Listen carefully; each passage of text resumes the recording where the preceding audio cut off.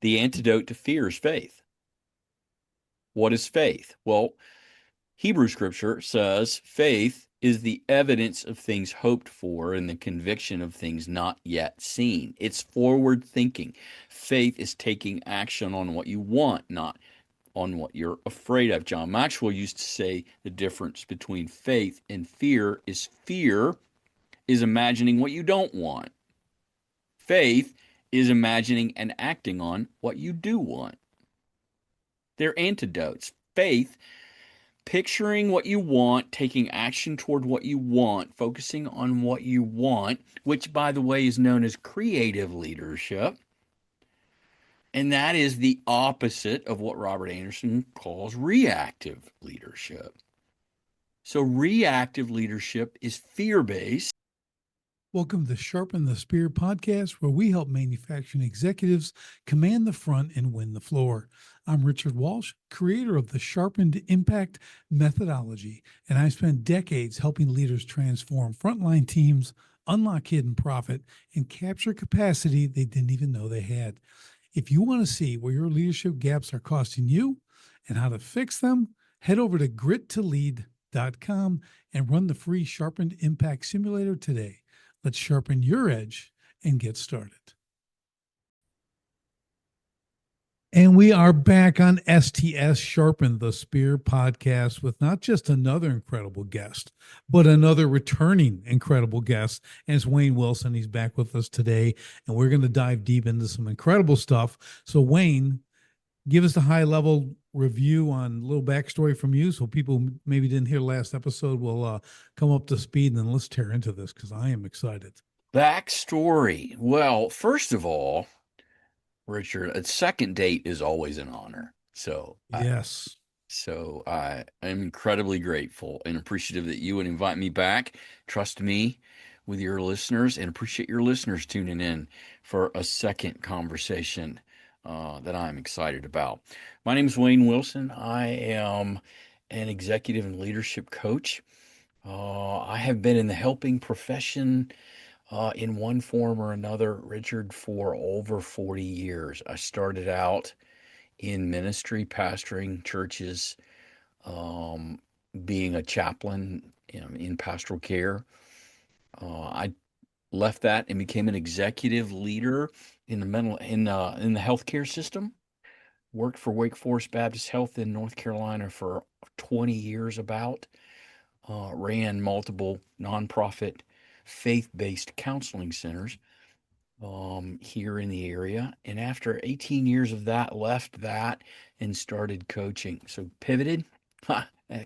My coaching practice is called Pivot Services. I pivoted myself. I pivoted into coaching. I ended up coaching internally. One of my clients hired me.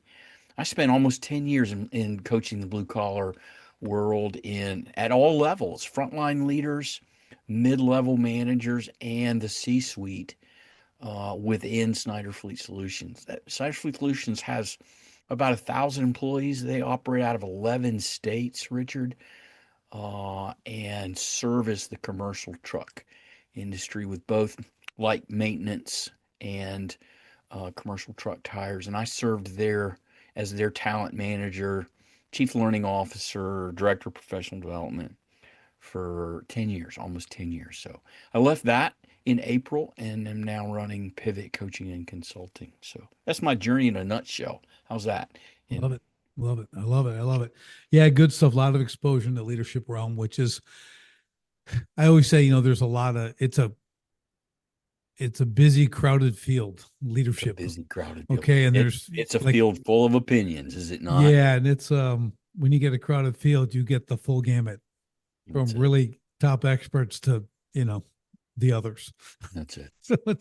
So what I really find from a leadership standpoint, you've got to have, if you're going to be the leadership coach, and you got to have time in the trenches. You have to have led people. That's what I'm saying.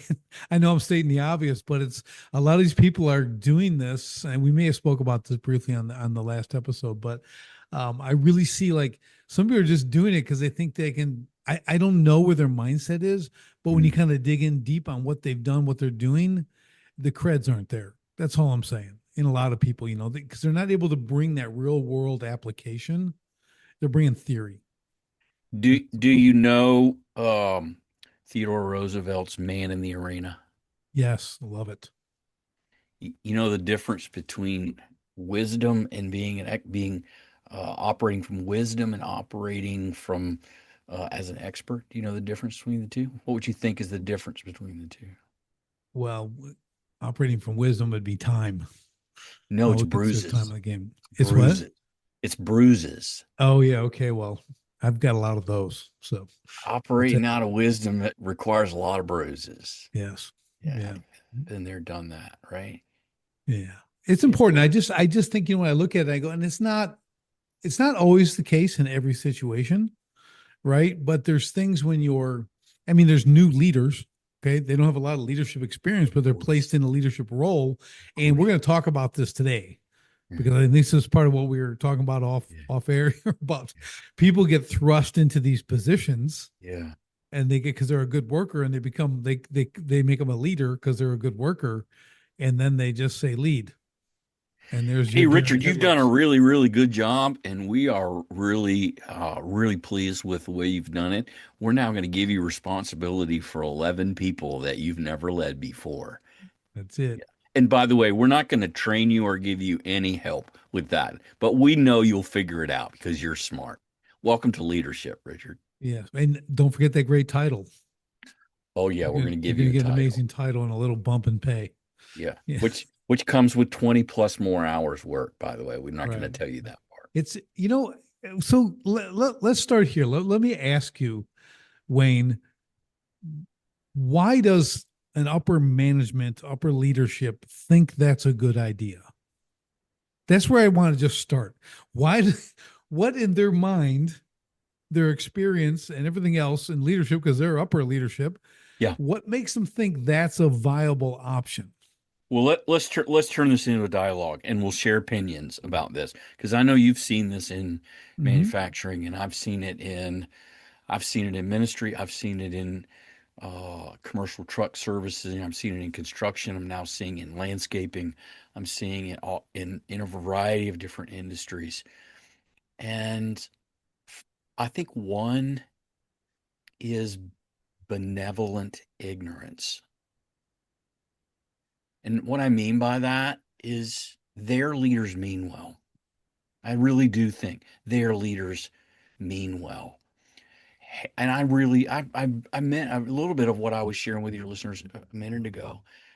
They're the the the worker, the individual contributor, right? Franklin Covey calls it individual contributor, is a good employee, and Mm-hmm. they want to recognize this good employee, and they believe that giving them leadership responsibility is a move up and will be a career advancement, and that's probably true. What they really probably have never done is stopped and asked them if they wanted to be a leader. And I think that's where a lot of supervisors, frontline managers who are hiring another manager or mid-level managers, and I can 100% tell you that C-suite executives do it because they're really trying to find leaders. It's hard to find really good frontline leaders who can lead a team directly, be in the trenches and lead and get the work done. And it's really hard. So I know the executives are mean well. I just think they're making a variety of assumptions. Yeah, so I'm with you. I'm exactly with you. So here's my first thought. I think about myself and my time in leadership and having people under me. We often first go to how we think. Mm, Wouldn't I would have wanted to be a leader. If I was that really good worker, I wanted to be a leader. I became a leader and I actually became a business owner because I wanted to lead so much and built my own thing. So why wouldn't they mm, want that? That when mm. this is a I But am see, there's giving one of them the a assumptions, right? That's one of the this is an assumptions. assumption. I'm giving Yeah, them an yeah, incredible opportunity. that's right. I'm waiting for the gifts to be given me for the thank yous, Nice. right? Because Yeah, you just think, and this is typical entrepreneurial kind of ownership level thinking. yeah, Everyone thinks like me yeah, yeah. when nobody thinks like you. No one thinks like you. That's Nobody right. does, right? That's right. So it makes it goes to your point that they do mean well. They believe this is a gift. It's a literal promotion. Hmm. It's a reward for their hard work and effort and everything else. But to your point, they haven't asked that person. And even if they did, I'm not sure what the response would be. There's pressure there. You get, when the higher up managers come down and talk to you about promoting you. Well, first of all, I guarantee you they're there as a salesman to sell you on this position because Oh they gosh, need to fill right. it, right? So All they're right. coming full both barrels, That's right? right. That's right. That's right. So I I, I I just had a I go ahead. had a general sales manager of a car dealership. This is my client, and he got the call this week for general manager, and he called me back today, and he said, "Oh, they were selling hard. They were selling Yeah. hard, right? They were really working to convince him this would be a good thing. He didn't end up taking the job, by the way. So, Yeah. right?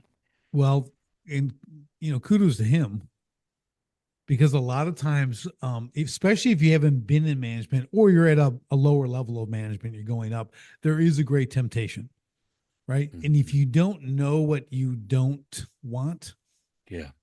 you're going to get pulled into something. Oh my When you don't, gosh. right, you don't have a full understanding of what the scope of this work is on not, and forget about the money, Yeah. how it affects your time, your relationships, and everything else. I mean, it's a big commitment to take that large step up. I, I what percentage of your listeners would you say that are listening to this podcast right now are first time leaders or in their first leadership role? I'll bet you it's probably 70, 80%.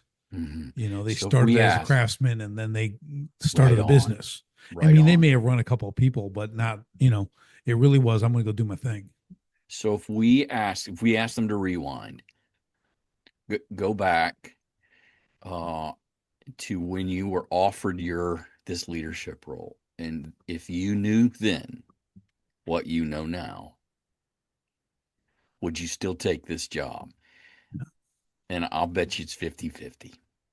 Yeah. And the 50 that say yes are going to have a way higher value, meaning they're going to want a lot more money for What, doing that one well, than what they're offered. I will quote my client from this morning, his words, quote unquote. It was not worth the money they offered me, Right. That's it. quote unquote. It was not worth the money they offered me.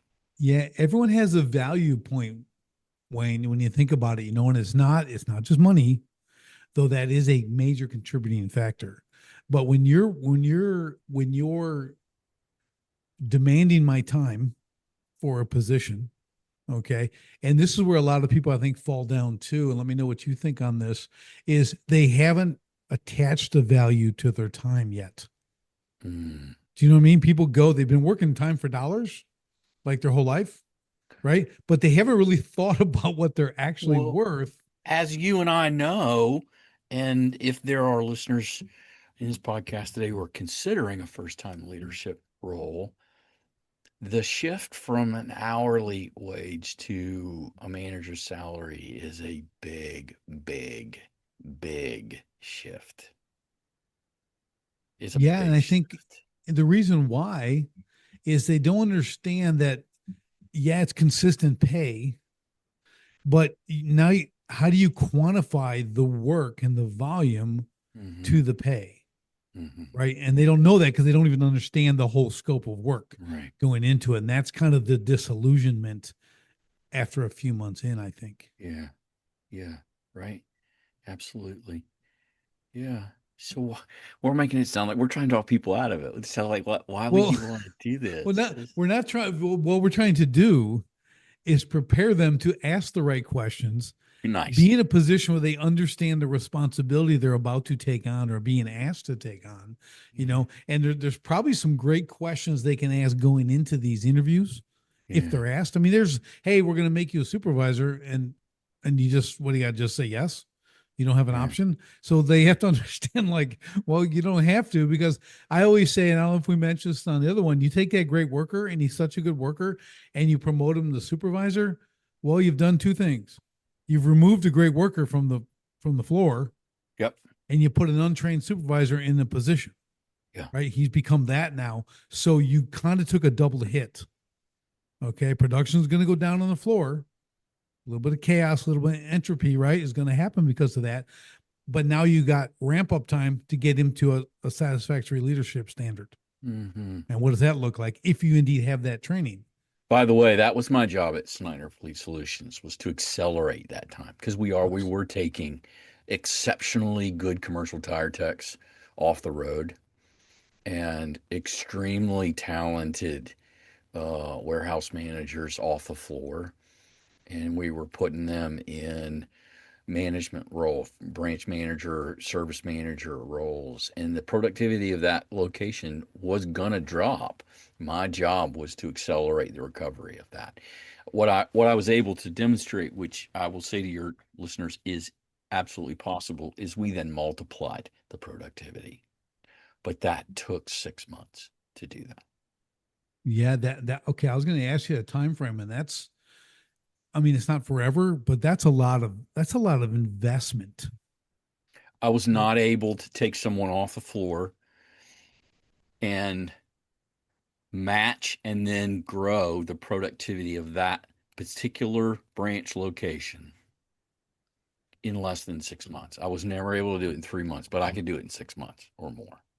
So what do you attribute that to, Wayne? Why six and not three? What was the hurdles there? The hurdles, let's say we take a good individual contributor, a good worker, and we're going to promote them to the manager.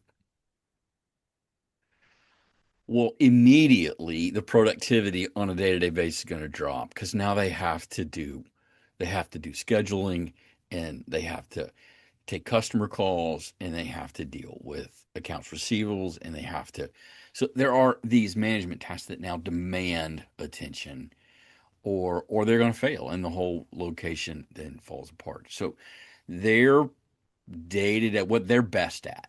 They're making work. They're making things happen. They're not doing it. So they then have to help the team fill the gap. So that they then now have to identify who's the next me, who's the next person who's capable of doing what I used to do at the rate and at the quality that I used to do it, and then spend a little bit of time with them. That it takes at least 30, 60 days to learn what that looks like. What do I do with them? What kind of time do I spend with them? When I'm with them, how do I help them learn to do what I used to do as fast and as good as I used to do it? So to take that person and show them how to supervise, how to have one-on-ones, how to be on the floor, what to say, what to do, what mentoring looks like, in such a way that they can duplicate themselves, it takes 30, 60 days. Having a professional coach, I would say, like you and I, what you can actually do is do two or three of those at the same time. And now within 3 to 6 months, now you've duplicated yourself two, three times, and your productivity goes up. Yeah, I think you're spot on with that. What I've had to do as well, because we'll install command on a floor, right? So you take your supervisors, we turn them in commanders. But now, okay, that's great. That's a 90-day deal, Yeah. right? So even if they're already supervised, to install command is 90 days, Yeah. and it's two Yep. hours a week. Yep. Nine plus they do their homework during the week, so they're Yep. implementing stuff all week. Yep. But then I'm like, okay, but we want to recruit from within, okay, because those guys are going to move, or they're going Yep. to, the company is scaling, they need more commanders. So I created the command apprentice system, Oh, nice. right, and I certified the supervisor, the commander, to be a certified command mentor. Nice. So he has to go through another program, okay, to become a mentor, Yeah. because remember, just because you can do does not mean you can teach. 100% does not mean you can. Okay, that can kill, and that's a lot of the time. Okay, there's great athletes, but they couldn't teach you a lick. Well, after Okay, 10 because years of being the chief learning officer in a blue collar work environment, I could almost guarantee my C suite that if they moved a frontline worker, one of their best individual contributors, into management, a third of them would either quit or ask to go back to their old job I believe it. Within 6 months. It was predictably a third of them would say, oh, I don't want to do this. Not this is not what I It's signed up for. just not for everybody. No. And Mm. that's okay Yeah, because we need absolutely. those people too. Absolutely. I need those people that Yeah. show up every day and work every day and hire Love it. producers and everything else. We love those people, Yeah. right? And if they're Yeah. content with that, good. How do we reward them in that position? That's Yeah. your next challenge. Yep. How do I continue good recognition for the work they're doing, to keep them motivated and keep them going? But Yeah. you're exactly right. So as I looked at this, I'm like, okay, I have to create this program and this program to build this inside so we don't have to keep redoing this all the time.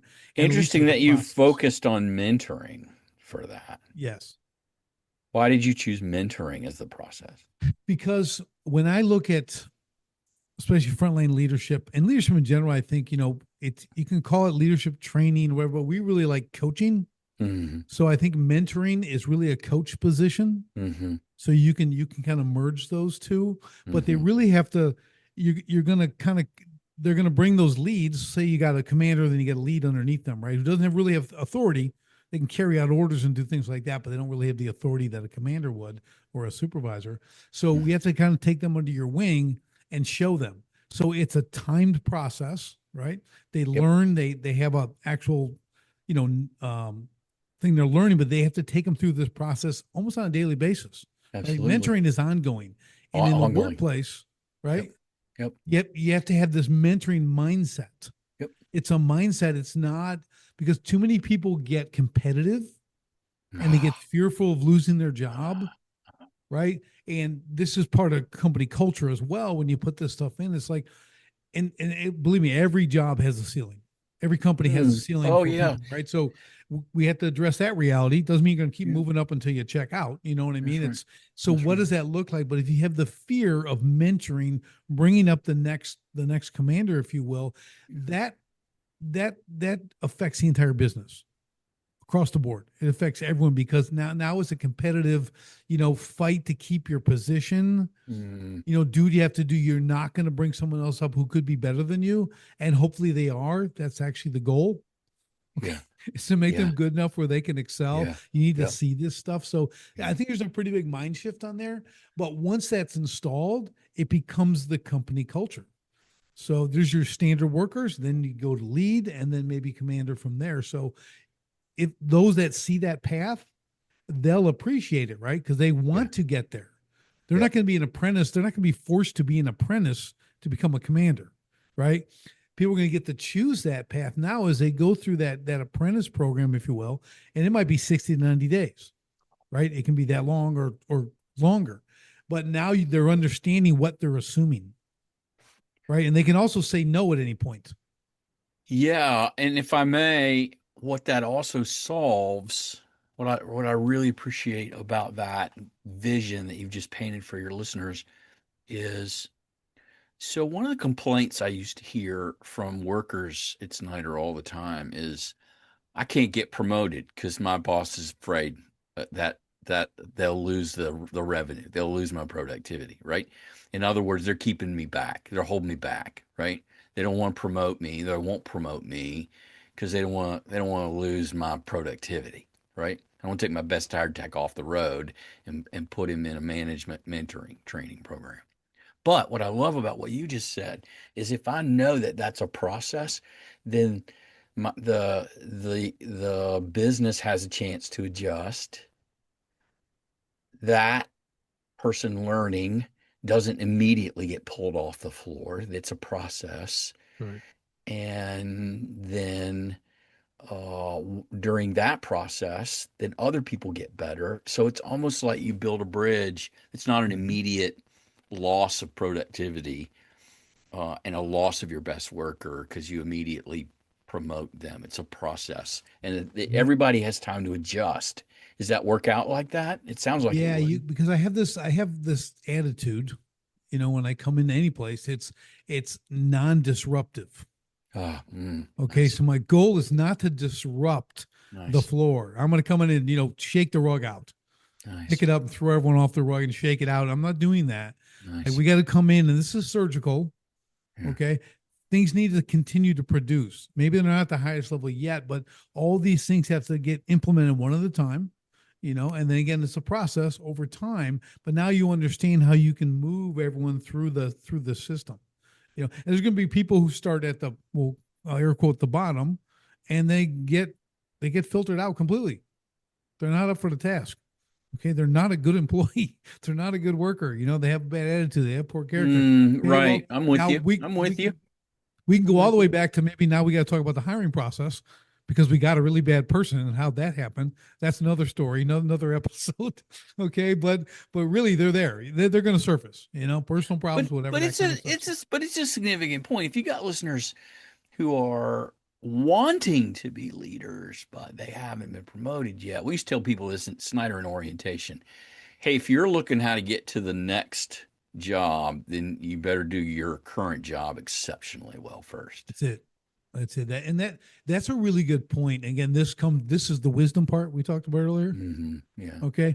You have to be, as that leader, have the wisdom to enforce that standard of excellence at Yeah. every level. If you can't do that, I had a woman work for me, this is decades ago, but she would just go and check all the water features and empty the skimmer. And that was maintenance, right? She drove around with her dog. I think she was smoking dope all day and doing this stuff, making $12 an hour or something back in 2000 or whatever it was. And then she comes to me, and I'm like, well, you're really not kind of doing your job right. You're like screwing up the most basic things a 6-year-old could do, and she was 40. Okay. Ah, So I'm, ah. she goes, well, if you paid me more, I'd do a better job. Oh, come on, right? Right. And you and I are both now already know what to say. And I'm like, so I just looked at her, gave her the head tilt like her dog does me. And I go, so what you're saying is I should reward your poor performance. Yeah. Is that what you're saying? Yeah. She goes, no, but if I made more, I'm like, well, I you can't do the I've job never at this seen it price work. Have point. you ever seen it work for listeners who are managers? I've never, ever, ever. You cannot incentivize better performance. You That's can't right. do it. It will Right. not work. You cannot That's right. say, well, if I give this guy $4 more an hour, he'll work harder. No, he won't. No, No, she yeah, it's. won't. I think I don't know if we talk about the one company I had with the big attendance bonus. If you show up on time, which means before 6 o'clock or whatever, you don't leave early, Yeah. and you call in when you're sick, Yeah. you get $500 a month bonus. Yeah. Okay. And the only people who did that, who got that Yeah. bonus, were the same people who were already doing all those three We used to things. do it with drivers. If you don't wreck the car, if you don't wreck the truck, right? And you don't go the speed limit too many times, and you stay off your phone, we'll bonus you. The only people who got the bonus were the people who weren't doing it anyways. Right. Then people, and this is a hard concept for a lot of people. I think owners get it a little bit better, but money's not the motivator. It It's doesn't not. change behavior. It's not. It'll motivate the motivated It will. because Yeah. you can't motivate the unmotivated. Yeah. They're not motivatable. That's Okay. right. There you So go. so it's just that's that kind of contrary thinking that most people don't have, but you got to really assume, and it's really about the character of the individual. All right. You know, So summary here. This is what I do. So summary. So if to become a leader, to make the transition from worker to leader, one, you got to want it. You got to want to get better. You got to want to grow. You got to want to become a leader. Two, you got to have the right character. You got to have the basics. You got to show up on time. You got to work hard. You got to focus. And then you need a mentor to transition from individual contributor into supervisor, branch manager, whatever. You need to be the right person. You need to have a desire to lead, and then you need a mentor. Is that what we're saying? yeah, I think that's it. Now there's one other aspect of this that's difficult, and this is going to be kind of a top from the top down thing is are we inside that? Do we have actual standards? Okay, Mm-hmm. of operation, of quality, everything else, right? Like real standards, and not just standards. Every place actually has standards. Mm-hmm. Okay, they'll come up with something, Mm-hmm. but do they enforce the standard? Yeah. Do Yeah. they hold to the standard? Do they measure them? Yeah. Is it measurable? Right, when they come to them, ask if they can do it another way. No, because that doesn't uphold the standard. If That's it right. upholds the standard, it's that. So That's right. there needs to be kind of that overarching um, premise of we're a standards based operation. Nice. Okay, and you can get down to core values and all that kind of stuff too in the company, but if things aren't enforceable, if there isn't repercussions for wrong actions, okay, all the mentoring and all the everything else you can think of here in the hard work isn't going to work, right? People will they'll rise to the expectations when again you're enforcing the standards. There's repercussions for your actions, okay? Hmm. Because everyone has expectations, but they don't have the consequences. They don't have the Hmm. repercussions of Hmm. not meeting those expectations. So Yeah, I used to tell my managers all the time, my frontline managers that I was coaching, consequences or standards with no consequences have no teeth. Right? yeah, they're suggestions. Yeah, they're just guideline. They're just like, Yeah, this is what we'd like you to do, but if you don't do it, then right. but Yeah, and but that if just makes my skin crawl, Wayne. yeah, I yeah, can't even think of operating something like that. I'm like, ugh. There'll be blood on the floor, okay, because something's not going right here. So, yeah. we got to fix that. But it's when you see it enacted though, when we Oh my install gosh. it, Oh it's my amazing. gosh. It's like Oh my gosh. it's an overnight transformation. And you know what the people are? Way happier. Way happier. They're way happier because you know how it goes. You're going to have your super performer up here always doing it anyway. We just talked about those guys, and you have the people who don't. But when they all have to come up to the bar, they're happier because they understand what success is on the Hmm. daily. So we had a process. I was going to share this earlier. So we had a process. I learned it years ago in actually ministry in graduate school, and it stuck in my head. And I've played it out now in mental health centers. I've played it out teaching as a professor of other counselors. I played it out with commercial truck tire repair service techs. I played it out with mechanics. Played it out with new folks in landscaping, and it always works. It goes like this: the the process of mentoring, what a supervisor does is first, I do, you watch. So I'm gonna do it. I'm gonna show you. I'm gonna show you the standard. I'm gonna show you what this looks like. So I do, you watch. And then here's the key. Then we debrief. Then I go, Richard, what'd you see me do? What are the details of what'd you see me do? What'd you like? And so we debrief it. We have a little brief conversation. We can do it in 5 minutes standing right after the job. So I do, you watch, we debrief. Then you do, I watch, then we debrief. So now you're going to do it. You're going to turn around, you're going to do exactly what I just did, and I'm going to watch. And now we're going to debrief it again. Here's what I saw you do that I did, and I love that. Here's what you didn't do that I do, and it doesn't meet the standard. Do it again. Let's fix it. So you do, I watch. Now, when I know you have it, you do. I walk away. You do it. I come back. I inspect the results of what you did. Now, third, here's where the duplication comes in. You teach. You teach somebody else. Because that's where the greatest learning comes Yep. from, right? Yep. You master it. You master it when you teach somebody else to do what I just did with you. Right now, you duplicate that process with somebody else. And that was the mentoring process that we've implemented over and over and over again. And the standards just get clean and clear, and everybody knows what they are. And Yep. right, you're allowed to make mistakes because we fix it, we we repair it.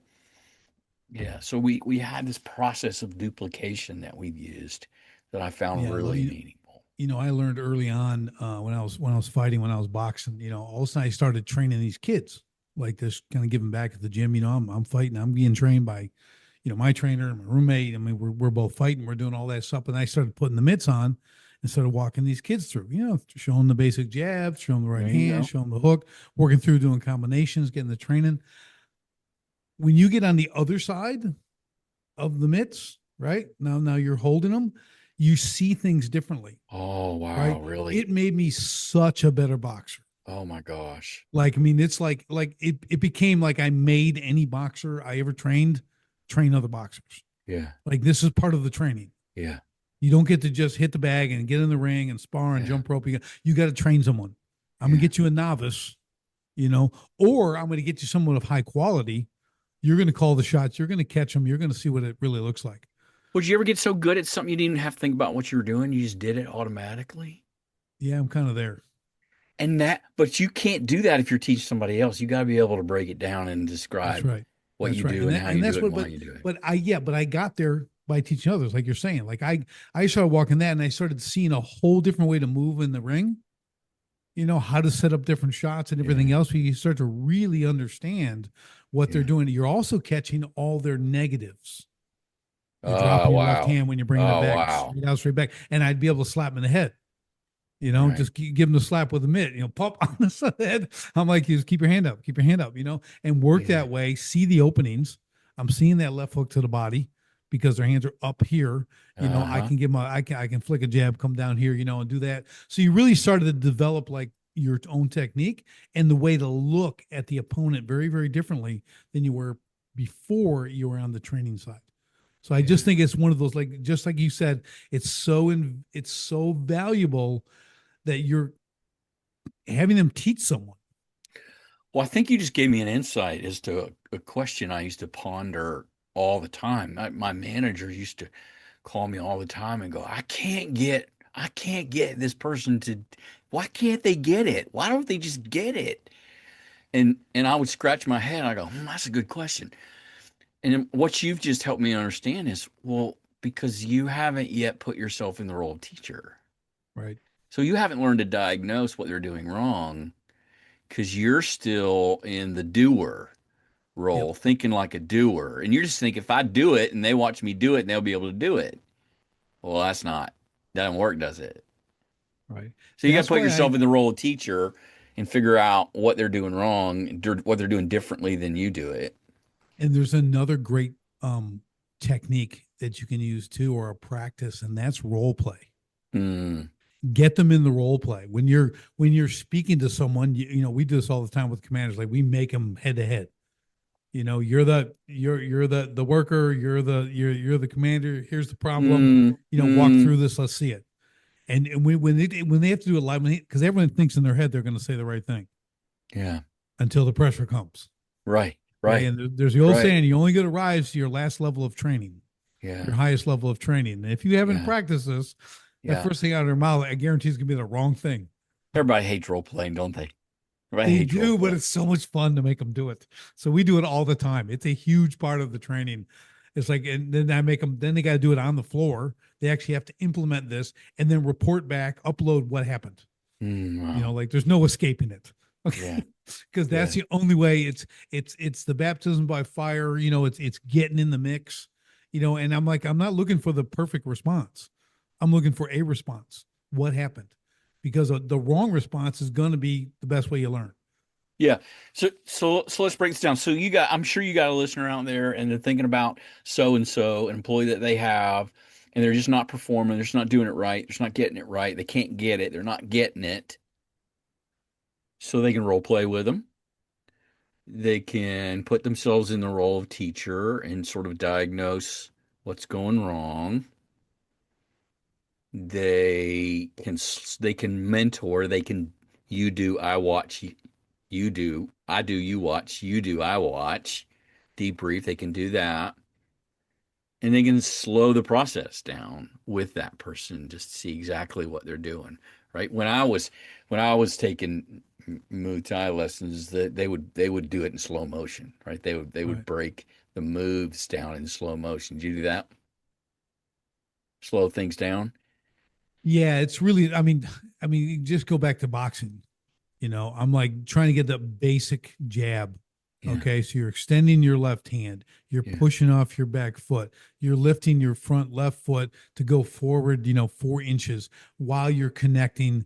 Then you're bringing your right foot back up. You break this down like, oh, and just for one funny example, I had, who to this day has this claim to fame in my stories. So I was trying to teach him that jab, right? So he owns the title of the most unathletic individual I've ever trained in my entire life. Okay. Ah, It wow. took us 3 days a week. We did 1 hour sessions 3 days a week. It took 3 months to teach him how to throw a jab. Wow. He just, I'm like, he tested every last drop of patience I had. Yeah, He's right. why I was able to raise my 6 kids There you easily go, right? because I got all that right. But it was like, and then when he threw a punch, he got the whole pad. You want him hitting the center. He'd only hit my wrists Yeah. like every single time. You know, I'm Wow. like, dude, so, but but he got it. And eventually, after like a year and a half, if you saw him hitting the heavy bag, Wayne, you'd go, yeah, he might have had one fight. Hmm. Okay. I mean, he still wasn't. It was just like, wow, man. But I put the time in, but there may be that time when you say this just isn't your thing. Yeah, right. I mean, right. They got other people, leaders got other tasks. They got management tasks that they Right. got to do. But I think what you and I are saying and in 100% agreement on is, you know, people, they want to just tell somebody what to do and then they should be able to go do Oh, it. yeah. Well, it's not going to work. If you're going to truly Yeah. correct an employee, if you're going to truly help somebody get better, you have to spend time with them, and, Yeah. and you But have to be the teacher. I think too, Wayne, on that, there's another, portion of that too. It's that willingness to correct. Okay. They did it wrong. Like you have to be okay with that and go, okay, man, you're a little off pace here. You're just a little off the rail. Let's get this dialed in. Okay, show me again what you're doing. And you watch him and you walk through and go, okay, right here. Okay, see now this. He goes, oh, I thought you're supposed to, put the nope, it's got to be over here. Do that. Now continue. I go, see how it makes it. Oh man, that lines everything up. That's so much. I'm like, all right, man, we're good to go. Back to work. Hmm. Right. Hmm. But you have to dedicate those 3 minutes, those 5 minutes. Even though you're pressured on the floor or whatever, you have to give them that time because that's the feedback that they want. People don't mind being corrected when they're corrected properly, Hmm. right? And Hmm. I'm not saying you got to go hold her hand. I'm just saying like you need like it's okay we did this wrong because we're going to fix it, and then you'll be able Right. to do it right all the time because people don't want to do things wrong. They Hmm. want to do them right, but you have to be that mentor.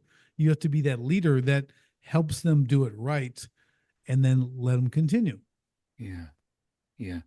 So, summary, you can't just tell people the right way to do it. You got to show them the right way to Yeah. do it. Yeah. Okay. I mean, it's a lead from the front mentality. There you go. That it's really what it is. I mean, if you can't, because listen, there's all these different levels of leadership. We talked about it. And I think the great leaders make more leaders.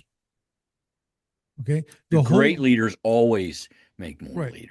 So the Always. whole goal in an organization should be leaders creating leaders, Yeah. just like my apprentice system, whatever looks all the way up the chain. There you go. You can have a CEO with a COO who may or may not see he has potential to be a CEO.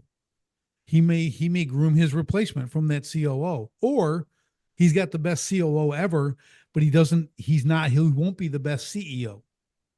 Well, I He's used not to tell, and I still do tell folks who want to move from a mid-level management, director, senior manager, whatever, they want to move into an executive role. I used to tell people all the time, the significant difference is you cannot move into an executive C-suite role if you can't develop other leaders. right.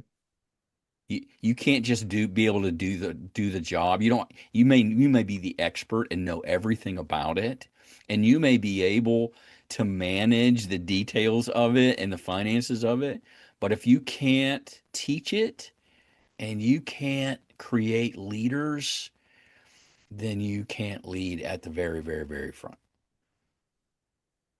Yeah, I agree completely. And the problem is you're not going to, if you can't do that, you're not going to be, you think you can do your job well, but you actually won't be able to. You're going to be hindered because of the lack of leadership you didn't create below you.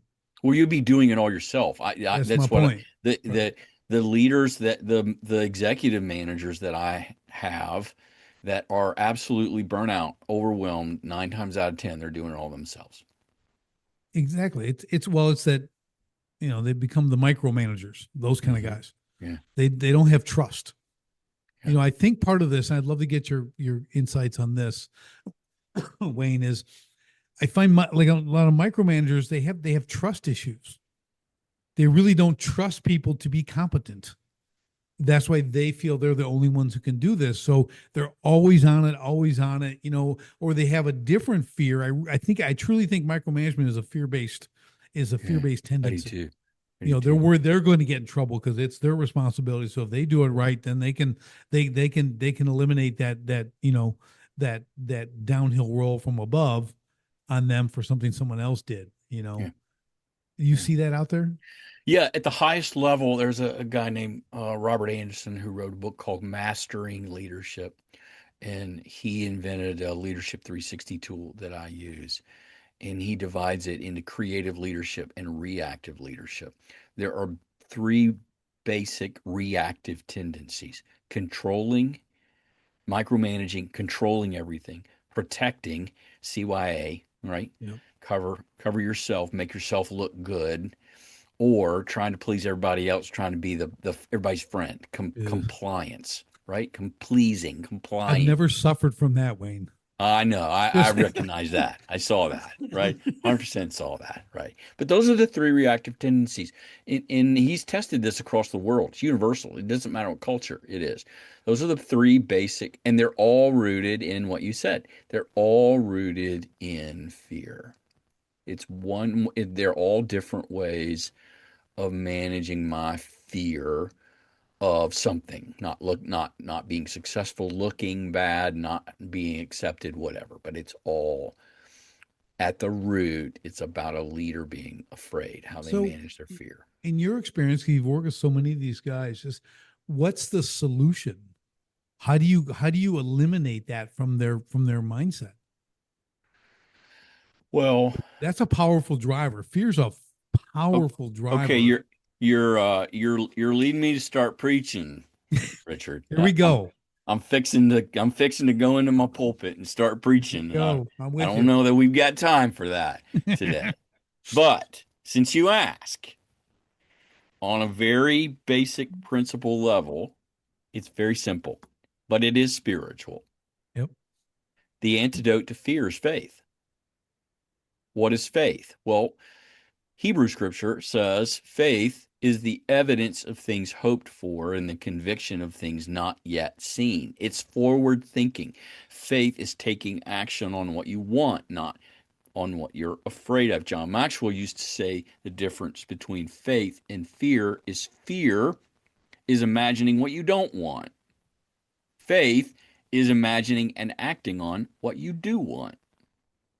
They're antidotes. Faith, picturing what you want, taking action toward what you want, focusing on what you want, which, by the way, is known as creative leadership. And that is the opposite of what Robert Anderson calls reactive leadership. So, reactive leadership is fear based, it's imagining what you don't want and trying to prevent it. Creative leadership is having a clear vision, a mental picture of what you do want, the end goal, and acting toward that. So it's all about shifting your mindset from what you're afraid of, what you don't want to have happen, to this thing that a lot of leaders just resist because they just feel like it's a waste of time and they don't have time for it and they don't create a compelling vision that they can communicate about what we're after and why we're after that and why it's important. And they just don't have time for that. They just want to get the work done. And then they end up people making mistakes. And so they don't take time to create a compelling vision. No one knows what you're after. No one knows what the end goal is. So the antidote to fear is faith. Yeah. Love it. I love it. I love it. And it's true. I think when I look at different people who operate at different levels and different things, and that's why I go to the on micromanagement. I haven't read all these books on the stuff. Okay. Mm, I mm, just understand people yeah. pretty well, Yeah. and I see them and I understand, well, that's absolutely fear based. Yeah. There's not another explanation. Yeah. That's all it is. But as always, the Bible has the simplest solutions Mm, if you'll just read it. Okay, yeah. you can figure these things out, but focusing on what you do want, that faith, in that changes everything. Sure. Like Well, it, you've probably asked people 100 times just in having gotten to know you, Richard, and the way that you function. Hey, if you couldn't fail, what would you do right. instead? And what you've done is you've shoved fear under the table and you've said, let's just imagine for a minute you got no fear. You're not going to fail. You're absolutely going to knock this out of the park. What would you chase? And then people can do it because they're not Right. thinking out Just of like fear. that, money's not the object Money's not the object, because right? that's a fear. It's a That's a fear. security thing. It's a fear Yeah, thing, right? And that yeah, that'll limit all your beliefs. right. And Yeah. then even when you say that, they give. I mean, I forgot who it was. I don't think we talked about this last time, but I think it was. I can't remember his name right now. He's a big hitter, does a lot of motivational stuff. But he was working in, I think, Los Angeles and working with all these low income kids, gangbangers, all this kind of stuff. And he was talking to me. He said, "Listen, if you could have as much money as you wanted, Mm-hmm. okay, how much would you want Mm-hmm. of your dreams? Like the just what you pick the number, you get to Pick a have it." number. Yeah. It was like 100, 150 kids or something. He had different Yeah. kids he had talked to. No, without exception, $1 million. $1 million. Yeah. $1 million. That was it. Yeah. Million, and he's like, anything. And he tell him any amount. He goes, yeah, $1 million. That's it. You know what I mean? Even that is like Yeah. limiting. And now, like maybe when I was 18, I thought that was a lot, Yeah. and then you make it. Yeah. You go, well, this is nothing. Yeah. Where is it? It's Yeah. gone. It's So, gone. so you Right. start learning, like, and then as part of maturity, and you see things and things that you can accomplish, but you don't ever think big enough, because you're limited by $1 million thinking. Yeah. Yeah. To some people that's life changing. To other people, I remember once when I heard a radio station advertising they were giving away $10,000. Okay, if you win this thing, life changing, life changing time. I'm like 10,000. That's not changing anyone's life. Mm-hmm. But the mindset, it was all about the mindset and the level of who they were speaking to, who's their average listener, and everything else, which was an average. I think the average income base was like $36,000 at this time, of the listeners. That was average. So I guess if you say $10,000, that's about a third of what you're making. That seems like a lot to Mm-hmm. people. But it was just interesting to hear how they use certain things to trigger certain people, and people's definitions or perceptions of what that is becomes, right? So Mm-hmm. if we take that same mindset and we go to the floor and we're training and leading people, I'm not saying like find the right number, but I'm saying you have to think way bigger than you think, Mm-hmm. to lead properly. You've got to Mm-hmm. be the one with the vision. You already said it. You have to, how do you paint the vision? How do you give them the correct why we do this, where we're Right. going with this, where you Right. can go? That's Right. that's that's the whole point, right?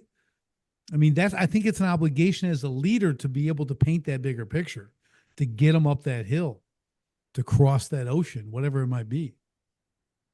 Well, you can be great at what you do, but as we've already covered in this podcast, if you can't teach other people to do it, you have a bad job because you have to do it all yourself. And then if you can't tell people what the goal is, what the standard is, and why we're chasing that, then they likely won't follow you. Right. So now you're all by yourself. You may even be able to do it well, and you might be capable of teaching, but no one's letting you teach them because you haven't given them a reason to do it. Right. Right? The Right. locker room inspiration is why you're going to go out there and work like hell to win. Right. Right. They got to have a why. Yeah, I think it's also it comes down to we do a lot of measuring on performance and stuff like that on the floor and what's Mm, going on as far as mm, command goes. What what breaks under pressure? Okay, yeah, that's what you have to see. Is it installed deep enough to maintain those standards we talked about earlier and everything else when the pressure is on, yeah, when the intensity's up, the production's up, we got to meet a certain quota in this time period and everything else. Can you maintain the standards and meet the quota? Yeah. Can you do this stuff? And that's what you really got to gear for. That as we mentor, as we lead, that's what we're enforcing. That's what we're installing. We're preparing for that. That's part of that vision. As these Well, companies are looking to I just grow, it's posted like, on this. I just posted on this last week on LinkedIn that for a skilled leader, what breaks down under pressure is actually reveals the flaws in your system. mm-hmm, It's that's not it. a reflection of your workers. It's not because they're incompetent. It's not because they're not motivated. It broke down where your system Yep. is flawed, right? And it's the opportunity to go back and improve your processes, your training processes, your standards, your system, your procedures, right? The pressure reveals the Yep. vulnerabilities in your leadership, not in your employees. Yeah. And this is a great point, Wayne. You have to, as the leader, you have to be open to that. Yeah, You have to invite the pressure yeah, and yeah. need the pressure test. We use it a lot. We use the term a lot. Let me pressure, like, Pressure hey man, test this it. looks awesome Yeah, on paper. Let's go yeah, pressure test it. yeah, So I went to different companies, smaller companies. They weren't really going to be eligible to be my clients, yeah, right? They're not at that. But what they do, the principle yeah, is the same. yeah, So I go in and just let me do this, yeah, no cost a million. I'm just pressure testing this. Let me see what happens. yep. And the great thing was, I show them like they could see the gaps. I'm like, Mm, I, you can't, and I'm not, I'm just saying they can't afford my price point, right? right, Or they don't have right. the volume of people that I can make this work. But Right. I show them what they need to close and they work on it, Nice. which enables them to grow and scale, That's right. right? And perform better at their level and 100%. then improve. And we 100%. both win in that Absolutely. situation, right? 100%. Yes. I Yes. get to test my system. They get to see real world results. I mean, I Yes. can walk off the floor. This is what's happening today. I Yes. can show you right now. I love that. I Nice. love that ability to be able to do that. And that's why I created what I did. But, again, it comes back to command, it comes back to leadership, Yeah. and almost kind of without saying it, Yep. Yep. you're Yep. seeing where all the disparities are. And those disparities can always be closed. Yeah. And that in real world terms means recovering profit. Well, that's the highest level of leadership, just for your listeners' benefit. That's not where it starts. We started this podcast and where leadership starts. And that's to be able to take an individual employee and teach them, mentor them, grow them, right? And that's where you become a leader. But the end goal is to be able to create repetitive, sustainable processes over a period of time. And that's what makes leaders great. So that's kind of the end goal. Yeah. Yeah. Yeah. But I wanted to cover this whole span because there isn't one solution. Do you know what I mean? It's not because one leader, what our big goal when I look at it too is not to make it personality driven, Mm, right? When you have to depend on the personality, you're mm, always going to have a ton of variance, mm, right? mm, Shift to shift or whatever that right, is, right? Because you're right. personality driven. So it goes back to what we've been saying though. Do you have the standards? Are they enforceable? That's what gets installed. When we understand as a company, we hold these standards. We don't negotiate on that. We don't debate on that. Yeah, We hold yeah, these. And if that's in tight enough, deep enough, okay, it's not personality driven. You need people to be good leaders. We get that, but it's not dependent on their personality. First shift always kills it. Second shift, we got this problem. Well, that's because, you got John down here and you got Bob up there, and Bob is not the guy. mm, So he's, mm, he's a little resistant to everything we try to train him in, but mm, there he is mm. as a shift lead. So, it exposes weakness, just like you just said. Exposes weaknesses. Yeah, That's what yeah. we need to see. Can it operate regardless? What happens when leadership's not there? That's kind of one of those big pressure tests. It What really happens when they're is. not there? It Things still really happen. is. Standpoint. Yeah, So it's a yeah, really cool kind of give and take, yeah, but they both have to be done well. yeah, yeah, You don't get the slack in either one. That's the yeah, key. That's the real solution. yeah. Well, now your leaders understand why leadership takes so much more time Right. than just Right. being a good worker or a good mechanic or a good tire tech or a good painter or a good landscaper. It- What would you that takes say? time. That takes time Yeah, too, but to I be a think, good leader takes a lot of time. and I think it's a commitment. Okay, I think leadership to me is kind of that lifelong commitment journey Hmm. of achieving excellence. Yeah. As they say, once you get your black belt, like, well, now you're a new beginner. Yeah. It's just another beginner level. Yeah. That kind of thing. So you got to think that way from a leadership standpoint, depending on where you want to go. Yeah. If you really want to kind of climb the leadership level, or just Yeah. be great at what you do in a certain position, it's all the same. But you have to have the mindset for it, the openness that it's not just I'm putting A into B Yeah. Yep. all day. Yep. I'm dealing with personalities. I'm dealing with flow. I got to be able to handle all this stuff. So, Yeah. um, just a powerful topic. Oh man. So Wow. good, so good. We have Yeah. for a part two, we just crushed it. This has been We great. crushed it. So your leaders ought to be able to ready. They ought to be ready to go. No, they That's just right. go out and mentor and teach, and We just solved the whole leadership issue. Like I we're love it. out of we just talked ourselves out of business. It's a master's degree in leadership today on That's your right. That's podcast. right. And it really, I mean, tongue in cheek, I know, but it's these things as another tool of leadership is to listen to the right podcast. Yeah. Listen to people out there doing it, making a difference, have that time in, right? This is where you can get that. I'm not just saying my podcast, but there's Well, we'll say this to your leaders, and this is a credit to you, Richard, and to what you're doing on this podcast. Your listeners probably would be wise to notice that not once during this hour did either of us ever say the 7 easy steps to leadership are. We didn't, yeah, right? because And we're they're not going wise, to hear that from you or from me because the quick, easy 7 steps from YouTube, you're not going to learn it there. yeah, you're It's going to not be happening you might get laughed at. there. I Yeah, don't yeah. know. It's going to be, but it is that, and again, that's a great point, Wayne. Just kind of put a bow on all this. It's applied learning, It's applied learning. Come on, right on. right? I Absolutely. mean, it's just and for the right people who want to be leadership, that should be comforting. Yes, yes, Okay, I mean, there's yes, books. We all read books. You've yes, quoted 4 or 5 books. Okay, I've yes. written books. I read books. We Yeah, all get that, but then we go apply it.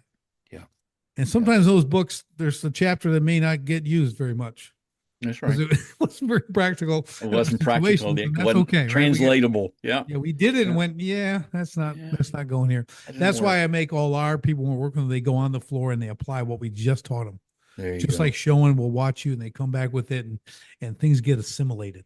Yeah, It's really, you yeah. just watch the assimilation of, again, that's what makes you a great trainer, I a love mentor, that. I things like love that, that. because you're forcing them to assimilate it, I love not go that. think about it for a week and come back and talk about the next thing. No, you have to go apply this. I Just love that. back to the boxing. Yep, Okay, you're yep, gonna throw the three yep, combination yep. until it. You can do it in your sleep. I would Yep. stand around. You'd see me throw like this left hook to the body, right? It is weird. Like you look at me, you think I had some kind of reflex action or something, but I'm like pop, and in my mind, Wayne, I'm picturing the liver right Mm-hmm. before the Mm-hmm. rib cage on the right side Mm-hmm. and compressing that. Mm-hmm. Right, my shot is coming right at the perfect up Mm-hmm. angle. That's can compress the liver. That will then draw every breath of life out of you, and you Mm-hmm. can't think, and you fall on the floor, and you're flopping like a fish for 10 seconds, and then you're perfectly fine. Yeah, But the fight is over. yeah, Okay. Every day I'm an odd duck. Okay. But that shot stopped a lot of people. yeah, And I fought big boys. yeah, I'm like, knocking you out, that can be kind of cool. Stopping to the body, it's yeah. humiliating. There you Okay. go. It's just There you go, Ray. humiliating. So I just focused on that. And to this day, I have a pretty phenomenal left hook to the body. That's But amazing. again, just is repetition, repetition, apply it, what works, how do you set it up, and all that stuff. So enough of the boxing lessons, but it's just, I'd like to put it into real world terms, There you go. Yep. So just Yep. such good stuff. Wayne, another incredible episode, as I knew it Thank would you, be. Richard. How can people get in touch with you, follow you? You know the drill. Yeah, so I am really committed to demonstrating and presenting who I am and the way I lead on LinkedIn. So my LinkedIn page, you can find me on LinkedIn, Dr. Wayne Wilson. That's how you find me on LinkedIn. Follow me there. I'm putting the bulk of my really good content there so people get a sense of who I am. And then if you just want to book a conversation, just want to talk, there's no cost to that. It's a 30-minute, how can I help you? What are you struggling with at coachdrwayne.com. And you can then do /discovery, and we'll just have a discovery conversation. So coachdrwayne.com is my landing page. You can book a conversation there. And that's just let's just chat. There's no cost to that. Let's just talk about what's going on with you, where you struggle with your leadership, and how can I help? And if I can help you, great. And if I can just give you some suggestions and you go on your way, then great too. So that's the easiest way to just book a chat with me. Let's have a chat. Love it. Love it. Good stuff. Yeah. Connect on LinkedIn for sure. I am doing more on LinkedIn myself, kind of that's my industry now with is in there. So it's been good. But yeah, it's a great place to go. And it's better when you have one place, It's find me way here. better. It's way better. I Yeah. can't. I just don't have the attention span for LinkedIn, Instagram, Facebook, Yeah. TikTok. I just don't have it. So I'm with you. I that's pick where I'm one, at. That's and where I'm just the at. way it is, and just Yeah. call me limited. I'm in. And I'm I'm okay in. with that. And I'm like, can't hurt my feelings, I'm but in. unless you go to LinkedIn and try to hurt my feelings, then you have an opportunity. You won't, but you have an opportunity because that's where I'll be. So Wayne, so awesome.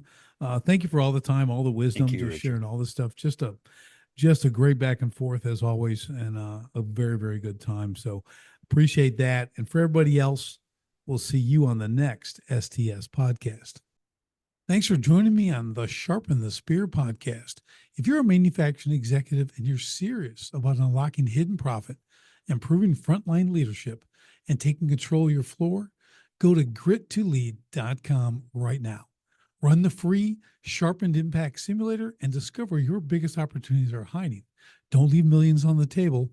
Sharpen your spear, lead from the front, and win the floor. Until next time, stay sharp.